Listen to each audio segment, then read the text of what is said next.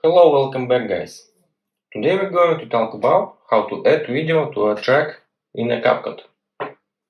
This might be your first time using CapCut and you don't know how to do it. So today I'm going to show you this. So running CapCut application, we see a window like this. To add a video to a track, press the New Project button and choose the video you want to edit. Click Add button. Now, and that's it. Check video description and I will try to leave you right instructions. This is the easiest way now. If you know one, please spot it in the comments. And don't forget to subscribe to new videos. Bye bye.